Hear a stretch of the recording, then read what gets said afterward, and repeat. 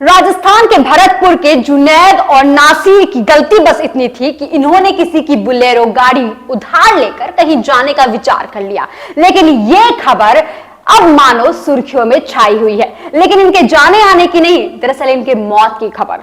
दरअसल ये जब हरियाणा की तरफ जा रहे थे तो कुछ कथित तौर पर गौ रक्षक या कह लीजिए गौ रक्षा करने के लिए एक जो गिरोह बहुत सक्रिय है हरियाणा में, उनकी नजर इन दोनों पर पड़ गई।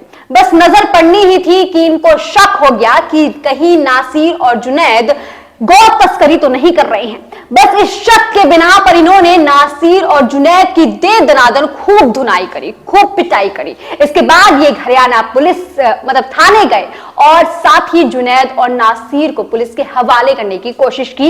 ये बताया कि ये गौ तस्करी कर रहे थे, लेकिन पुलिस के पास पुख्ता सबूत नहीं थे। पुलिस ने साफ इनकार कर दिया कि अगर गौ तस्करी कर रहे थे तो गौवंश होना चाहिए था और ये मरने के हालात में है, तो इसलिए आप इन्हें ले जाइए।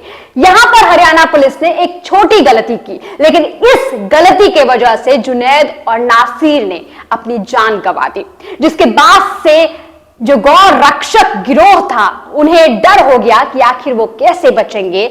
उन्होंने इन दोनों को अधमरे अवस्था में बुलेरो में बिठाया और साथ ही भिवानी ले गए और जिंदा या कह सकते हैं अध जिंदा हालात में इन्हें बुलेरो में बिठाकर ही जला दिया, जिसके बाद से ये मामला काफी तेजी से ट्रेंड कर रहा है। इस मामले को लेकर 5 लोगों पर नामजद एफआईआर करा चुकी है, जिसमें मुख्य आरोपी मोनू मानेसर, रिंकू और साथ ही साथ श्रीकांत बताए जा रहे हैं और अन्य 2 भी इसमें शामिल हैं। इन तीनों के नाम काफी तेजी से बाहर आ रहे हैं। इन तीनों पर कथित तौर पर आरोप लगाए जा रहे हैं। इन तीनों को लेकर जुनैद और नासिर के पिता बार बार ये गुहार लगा रहे हैं कि इन तीनों को गिरफ्तार किया जाए। दोस्तों, ये पहली दफा नहीं है कि किसी को शक के बिना पर इस तरीके से पिटाई की गई हो। ये पहली दफा नहीं है कि किसी शक की वजह से किसी मुस्लिम समुदाय के लोगों को इस तरीके से मॉब लिंचिंग की हो, उनकी पिटाई की गई हो और इस तरीके की अवस्था में उन्हें छोड़ दिया गया हो। न जाने कितने ही ऐसे किस्से हैं और बीते सालों में तो लगातार ये किस्से बढ़ते ही जा रहे हैं। ऐसे में जो मोनू मानेसर है, जो अपने आप को गौ रक्षा का देवता बताता है, इनकी फोटो कई कट्टों के साथ, कई तरीके के असलों के साथ वायरल हो रही है। इनके लिंक बड़े बड़े मंत्रियों से हैं, वीएचपी के बड़े बड़े पदाधिकारियों से हैं, इनके लिंक आरएसएस से हैं, इनके लिंक बीजेपी से हैं। अनुराग ठाकुर के साथ भी इनकी फोटो काफी तेजी से वायरल हो रही है। अब देखिए दोस्तों, मोनू मानेसर का नाम जैसे ही इस पूरे मामले में सामने आता है, वैसे ही मोनू मानेसर बताता है कि भैया मैं तो बिल्कुल बेगुनाह हूं, मैं तो होटल में था जिस दौरान ये सब कुछ हुआ। लेकिन दोस्तों, जिस गिरोह पर यह आरोप लगाया गया है, उस गिरोह के मुख्य या कह सकते हैं सरगना मोनू मानेसर ही थे।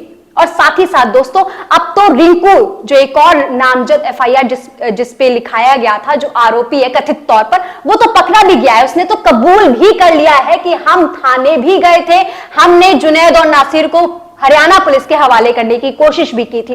लेकिन इन सब के बावजूद भी मोनू मानेसर बताते हैं कि वो बिल्कुल बेगुनाह हैं, वो होटल में ठहरे हुए थे। उन्होंने फुटेज भी जारी करने का ऐलान किया है। इसके साथ ही वीएचपी और बजरंग दल के काफी सारे लोग सड़कों पर उतर आए हैं मोनू मानेसर को बचाने के लिए। लेकिन दोस्तों, हो सकता है कि मोनू मानेसर का हाथ इस पूरे मामले में ना हो, क्योंकि अभी सिर्फ नामजद एफआईआर लिखाई गई है। रिंकू पकड़ा गया है, रिंकू ने अपना गुनाह कबूल भी कर लिया है, लेकिन मोनू मानेसर अभी तक पकड़ा नहीं गया है। वो पुलिस के हाथों से फरार चल रहा है और साथ ही साथ अपने आप को बेगुनाह बता रहा है।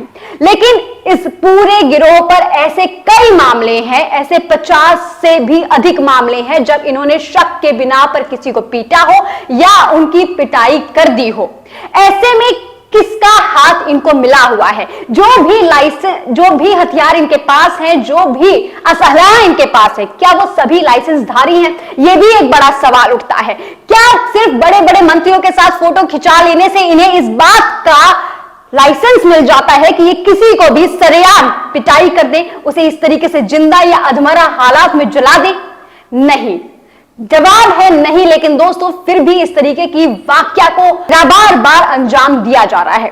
फिलहाल पुलिस मामले की जांच कर रही है। मुख्य आरोपी कब तक पकड़ा जाएगा, इस बात पर भी सवाल खड़े हो रहे हैं। इसमें एक और पुलिस की कार्यवाही पर संदेह किया जा रहा है। पुलिस की कार्यवाही पर संदिग्ध आरोप लगाए जा रहे हैं। दरअसल अगर हरियाणा पुलिस जुनैद और नासिर को उस वक्त अपने गिरफ्त में ले लेती या उनको इलाज के लिए भेज देती तो शायद वो दोनों जिंदा होते। अब उनकी छोटी छोटी बच्चियां, उनके घर वाले, उनके परिवार वाले रो रहे हैं, तरस रहे हैं उन्हें जिंदा देखने के लिए। लेकिन क्या मजाल कि कोई भी उनके पक्ष में बोल दे। दोस्तों, आपकी क्या कुछ राय है? क्या इस तरीके के मामलों को एक बार फिर से मिलजुल के सही तरीके से जांच करा के मुख्य आरोपी को कड़ी सजा देनी चाहिए या नहीं? कमेंट सेक्शन में जरूर लिखिएगा। चलती हूं, नमस्कार।